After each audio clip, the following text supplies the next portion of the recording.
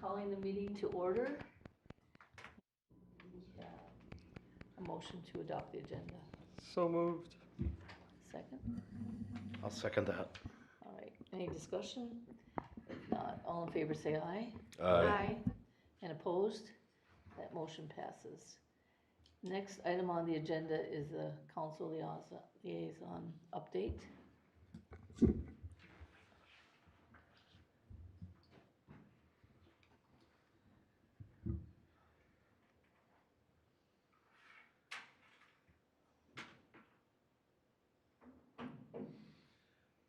Well, Planning Commission members, it's good to be back here on our second day of what's now fall. Here is my update. Council set the 2026 preliminary budget and levies. Overall, there will be a 3.7% increase from 2025's budget. The major factors behind the increases come from employee union contracts, a 7% increase in the sheriff's contract, and several other smaller increases in different areas. And if you'd like, I can go over those, but just let me know. At this point, the budget cannot be increased as we approved the preliminary, only decreased. The final budget will be voted on in December. At the September 8th meeting, staff had on the agenda the successful completion of probationary period for the city planner. This is normally a 6-month period, and staff felt that the city planner was doing a great job and fulfilled this requirement. 3 council members voted on a motion to extend the probationary period for 3 additional months. I felt this was wrong and voted against it. To my knowledge, there has never been an extension of a probationary period for a new employee. The fire department will be hosting an open house at Fire Station 1, that's on Viking Boulevard. This will be on Monday, October 6th from 5 to 7:30. It's a kid-friendly event. The East Bethel Lions usually provide chili and hot dogs with all the fixings. In the past, they have what's the helicopter? Lifelink. Helicopters come and land, and if you've never been around a helicopter when they've landed or taken off, it's pretty great experience if you like to be sandblasted. But they have other vendors there and other things for kids to do, and to generally climb around on the fire trucks and learn about and meet our firefighters. It's a good excuse to get out and participate in our city. Then we again have the fall town hall meeting. That'll be on Thursday, November 13th, starting at 6 p.m. in the Senior Center. You have any questions or comments? The Troy Slater's, I can't remember what IUP or CUP was approved, correct, by this council? The which one? Troy Slater, the beekeeper. Yeah. Yes. Yeah. Okay. Yeah. And then we had another one with multiple things. Yeah, for the outbuilding. Mm-hmm. Yeah, that was approved as well. Mm-hmm. So everything's been approved. Great. Doing a good job proving things for recommendation. Thank you. All right, well, if nothing else, again, as always, thank you for your service to our city. It is greatly appreciated. Thank you, Brian. Thank you. Thank you. Okay, next item on the agenda is the approval of minutes from our last meeting. Does anyone have any comments or corrections? I do. On line 24, I would like you to read after the word explanation, Terry stated the explanation, then adding provided in our packet. Does not justify the reasons, etc. So just adding provided in our packet. I am not seeing, where's that? Yeah. Numbers, line 64. Oh, 64, I think they said 24. Oh, sorry. Okay. So again, what was the correction? Adding after the word explanation, provided in our packet. Okay. Yes. That's all I have. And I just want to make a comment that the, whoever did the minutes, they did a really good job of summarizing that last one, because that was a really long and complicated one, but Yeah. good job. Okay, any other corrections? No. Okay, is there a motion to approve the minutes with the correction? Make a motion to approve the minutes with the correction. A second? Okay, any discussion? If not, all in favor say aye. Aye. Aye. And opposed? None? All right, so that passes. And the next thing we're going to do is have a public hearing, and Grace is going to introduce this. Yes, this is a public hearing for a site plan and conditional use permit for Atlas Villas Memory Care. Stone Construction has applied for a site plan review and conditional use permit to allow the construction and operation of a memory care facility known as Atlas Villas Memory Care along Ulysses Street east of 185th Avenue Northeast. Currently, these are two properties, and they will be combined at the county prior to the approval of building permits on this site. Once combined, these properties will be 4.36 acres. The property is zoned B3 Highway Commercial and Guided Commercial. The properties to the north are zoned and guided the same. The properties to the west are zoned and guided light industrial. Property to the south is zoned B3 and guided mixed use. And Highway 65 is to the east of this property. There's currently a drainage and utility easement which runs between the two lots. This is not up for review tonight, but will be reviewed by the City Council at the October 13th meeting. And the approval of the site plan and conditional use permit is dependent on the approval of this easement vacation. There are two applications. The first is for a conditional use permit to allow the operation of a residential care facility serving 7 or more persons on a parcel that is zoned B3. The second is for a site plan review to allow the construction of a 17,236 square foot facility containing 26 rooms, 2 of those being for hospice, for memory care. This facility will include dining and kitchen space, activity and enrichment spaces, and a secure yard for outdoor recreation. When reviewing a site plan and conditional use permit, the city's discretion is limited to whether the proposed site plan and CUP meet the standards outlined in the city's code. If they meet these standards, the city must approve these requests.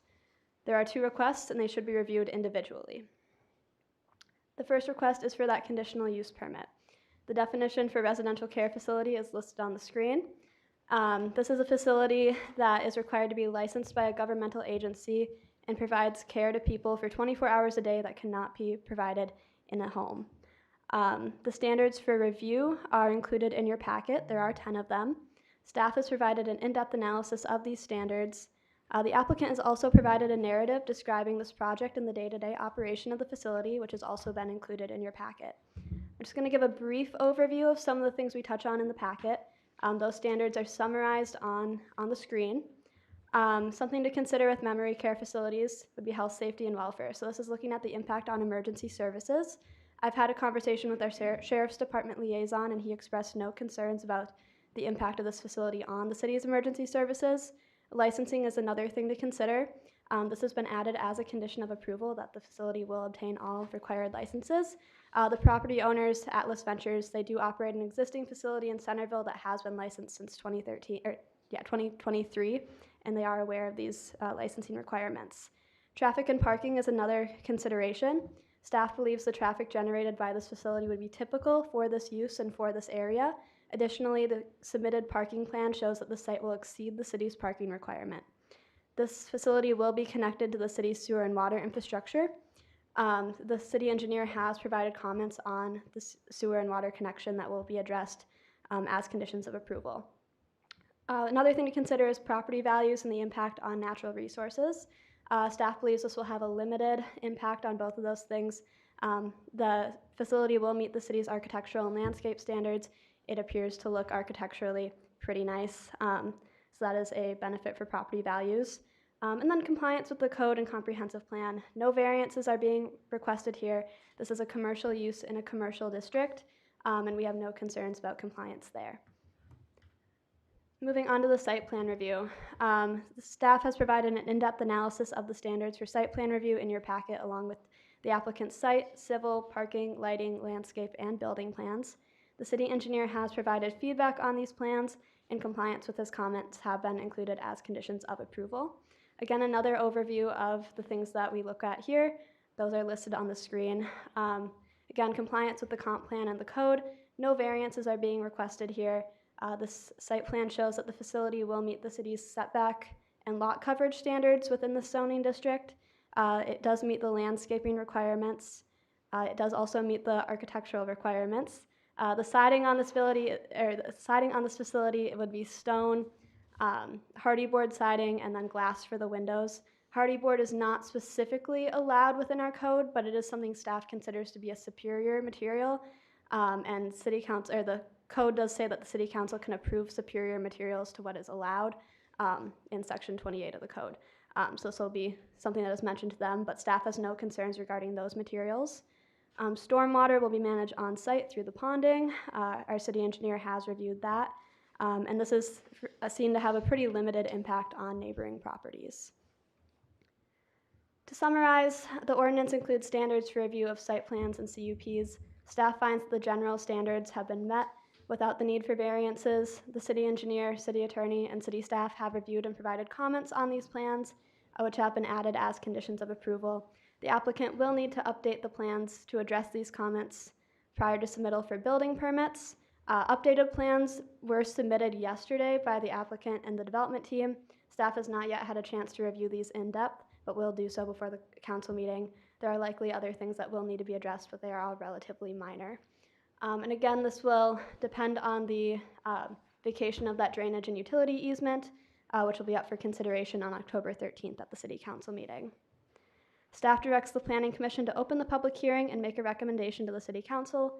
Based on the applicant's submission, the contents of the staff report, public testimony, and other evidence available, the Planning Commission may recommend approval of the site plan and CUP or denial of the site plan and CUP.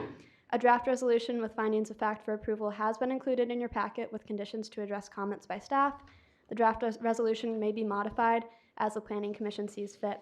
If denial is recommended, which staff does not recommend, a draft resolution of denial can be prepared with findings of fact supplied by the Planning Commission. Happy to answer any questions, and I believe members of the development team are here to also answer questions. Thank you. Okay. We're opening the public hearing, and if anyone from Atlas would like to come up, please.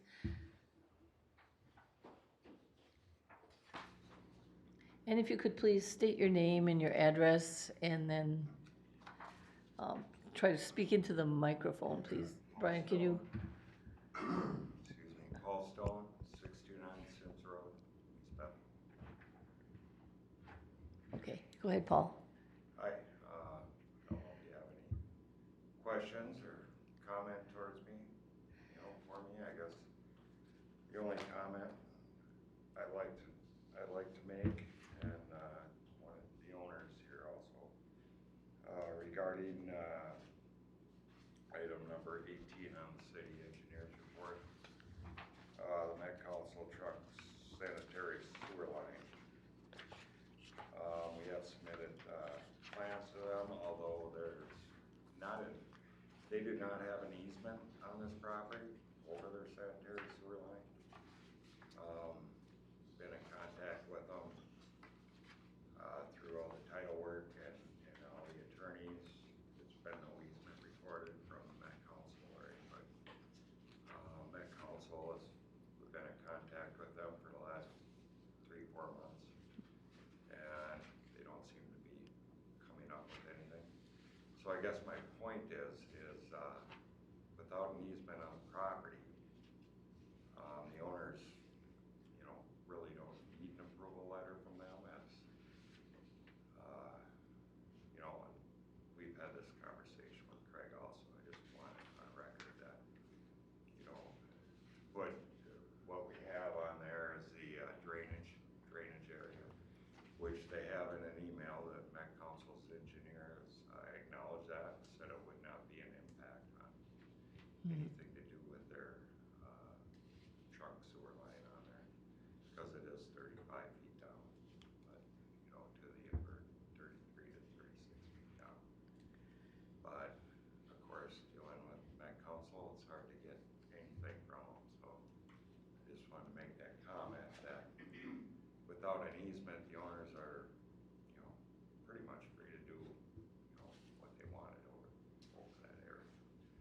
So Paul, what's your role in this? I am helping with the owners of it, and I'm also helping them develop the property and the contractor. Okay, One of the owners is sitting right here too. If you'd like him to come. okay. Do you guys have any questions?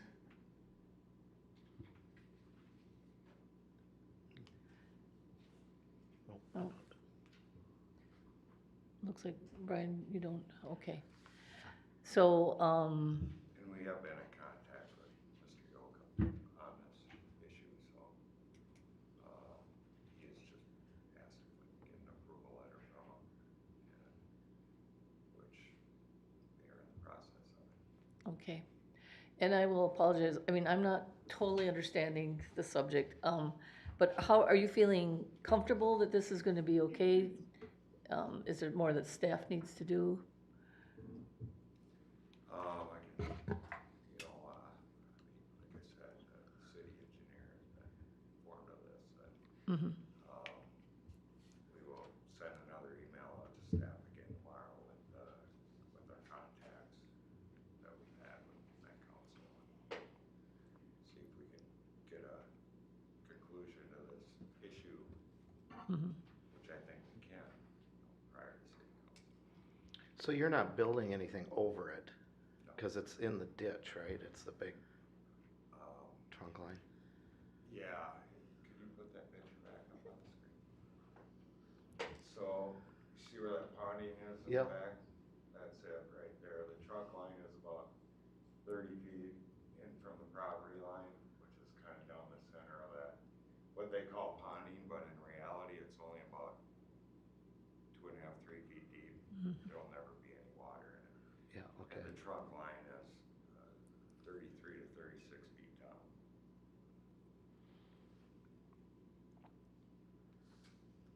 And like I said, I got an email from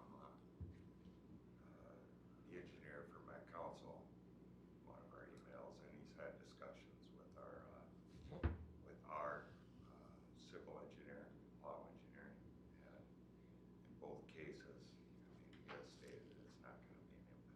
So. Mm-hmm. The Met Council engineer stated that. Yes, yes. Yeah, we got an email right here.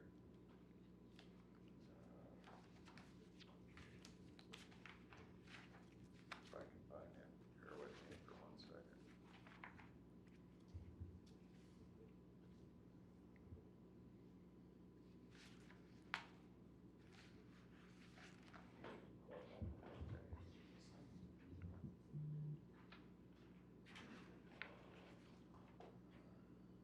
Right on this email from Timothy Whedon, Met Council.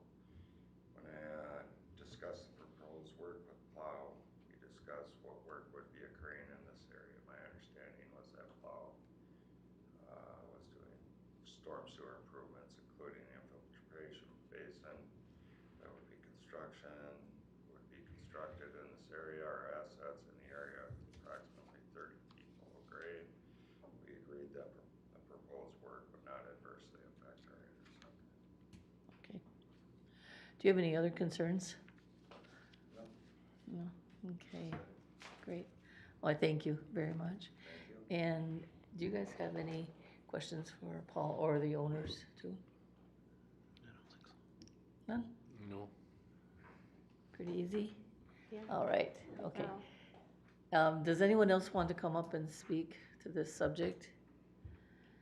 If not, the public hearing part is closed, and then we'll have our discussion. And Grace, I would just like to ask you, what's your thoughts on what Paul was talking about?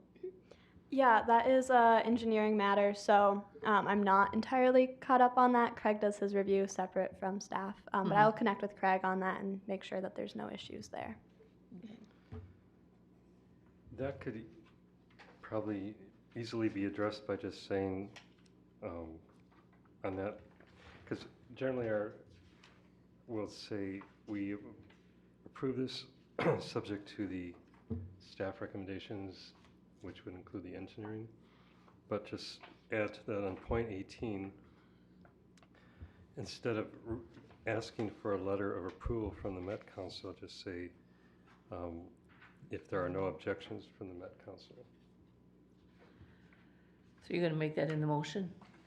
If need be, yeah. And so we're gonna have two motions on this one, right? Yes. Okay. Do you guys have any more discussion?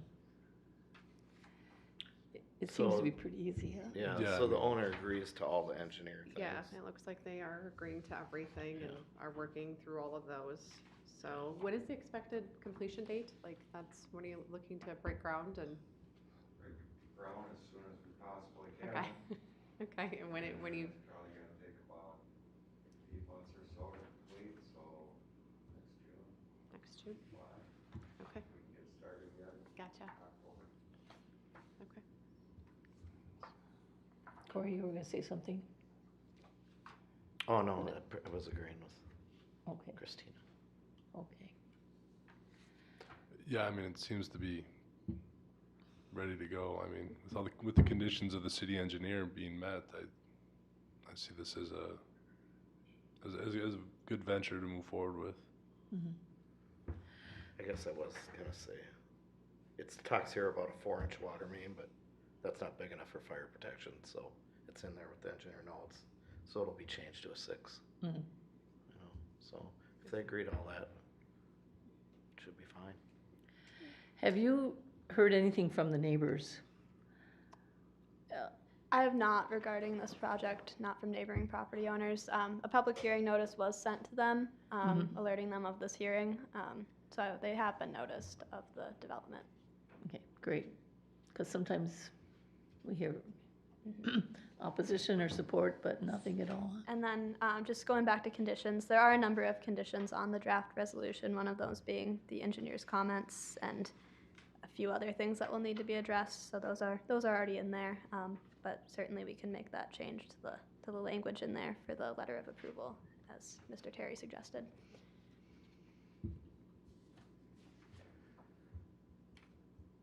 And that would be in the site plan, not the CUP, right? It's just one resolution here. We can file them together, assuming both are approved. It would just be one resolution, one motion on that. Oh, we don't need to do two separate, okay. Oh, it doesn't, okay. Yeah, I'll make a motion to approve the conditional use permit and the site plan review with the staff and engineering comments being part of that, with the exception of engineering comment number 18, which I would like to recommend instead of requiring Met Council approval, saying as long as there is no objection by Met Council regarding the location and depth of the pond. Is there a second? I second. Great. Any more discussion? If not, all in favor say aye. Aye. And opposed? Being none, that motion passes. And now this is a recommendation to the city council for approval. So that will be at the next city council meeting, which is when? October 13th. So that's kind of when the final approval or disapproval is done. It's at the city council. Alrighty?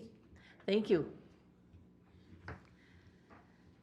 And the next item is, we're going to do another public hearing, and Grace is going to be introducing this one. This is a rezoning of 4 properties along Johnson Street, south of 241st Avenue. At the request of the City Council, City staff has initiated a zoning map amendment for 4 properties on the east side of Johnson Street, south of 241st Avenue Northeast. The city was made aware of the need for this rezoning when a property owner applied for a building permit for a pole barn. Staff discovered that the property was zoned light industrial, and then further discovered that the zoning and land use map in this area do not match up. This was brought before the council on the October 25th work meeting agenda. The council directed staff to initiate the process of rezoning to correct the incompatibility between the zoning and the land use map. These properties are currently guided low-density residential and zoned light industrial within the Shoreland Overlay District. The proposed zoning is R2, single family and townhome residential. These properties are within the 2040 MUSA. Properties to the west, across the street, are zoned R2 and guided low density residential. The properties to the south are zoned and guided light industrial, and the properties to the north and northeast are zoned and guided mixed use. These parcels currently contain single family homes. They are legal non-conforming uses at the moment because they are zoned industrial, but they are used for residential purposes, again with those single family homes on those industrial parcels. The request is to rezone these 4 properties from light industrial to single family and townhome residential. As you can see on the screen, there is an incompatibility between our current zoning map and our current land use map. This incompatibility is the reason why this rezoning is being initiated.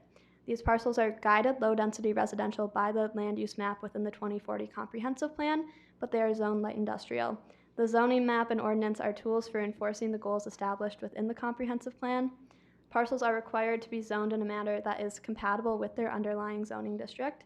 The comp plan actually gives a list of primary and secondary zoning districts associated with each land use designation. For low-density residential, the associated land use designation or zoning designations should be R1, single family, and R2, single family and townhome residential. Light industrial, not surprisingly, is not a zoning district that is compatible with the low-density residential land use. This incompatibility is why this rezoning has been initiated. The city has a relatively high level of discretion in approving or denying a rezoning. The proposed zoning for a property must be consistent with the city's comprehensive plan. If the proposed zoning is not consistent with the comp plan, the city must deny the rezoning. Obviously, this request is consistent with the comprehensive plan. Staff has provided an analysis of each standard for reviewing a zoning map amendment within your packet. Standards for review are compliance with the comp plan and the code, the availability of infrastructure to serve the area, compatibility with surrounding zoning districts, the ability to support building development, the impact on property values, and the impact on health, safety, and welfare. A quick overview of some of those things. First, I just want to clarify that no new building development or redevelopment is associated with this rezoning. This is purely just changing the zoning of the land. The existing homes, which are legal non-conforming uses, again, this rezoning would actually change them to being conforming uses. This would probably have a positive impact on property values, if anything, because these property owners are limited in their ability to use their property because they are currently legal non-conforming uses. State statute says that you cannot expand a legal non-conforming use. So if a property owner wanted to add a pole barn to their property, add a deck onto their home, add an addition onto their home, we would not be allowed to approve that as the city. So changing this to being conforming gives those property owners greater flexibility. Additionally, I received a comment from a member of the public who was concerned about this rezoning because they were concerned about their ability to build a pole barn and have a business out of that. I do want to clarify that rezoning this to R2 does not in any way limit anyone's ability to apply for an IUP for a home occupation in a pole building. This actually gives them that ability to, because we would be rezoning this property. This is compatible with the zoning districts on the western side of the street. The properties across the street are also zoned R2. Sewer and water infrastructure does not currently serve this area, but if it were developed in the future, sewer and water infrastructure would be expanded down to there. Staff does not have any concern regarding that. And if this were redeveloped, the redevelopment would be residential in nature. It would not be industrial. It would be an intensification of the current residential use. City staff directs the Planning Commission to open the public hearing and recommend approval of the rezoning of these properties based on the contents of the staff report, public testimony, and other evidence available to the Planning Commission. Staff recommends approval and has provided an ordinance or draft ordinance for this rezoning. If the Planning Commission finds that the standards for this rezoning have not been met, they can recommend denial, though this is not recommended by staff. Happy to answer any questions. Okay, no questions right now. I'm going to open the public hearing for this, and go ahead, Mr. Mundell. Grace, can you go back to the map that shows the 4 lots? Are we missing a house because there's one more residence to the south that is zoned industrial? Yes, so we excluded that one from this rezoning because the land use map for that property designates that it is industrial. So that one will remain as a legal non-conforming use. The property owner for that house did actually call me and express no concerns regarding not being rezoned. The logic behind keeping the legal non-conforming use there is that, first of all, it complies with our land use map. Second of all, some properties are legal non-conforming uses because the purpose is to phase out their use and eventually bring in the new use. So that Okay, one will remain. I just wanted to make sure that we were missing one, that, so, just in case. Yes. So, thank you. All right, does anyone else want to come up and state your opinion, ask any questions on this? Okay, if none, the public hearing is closed, and then we can have some discussion. I had a question for you, Grace, about, you said if sewer and water were to go into that area, if it did, would that be a option for them to either accept or reject, or would they be required to tie into that?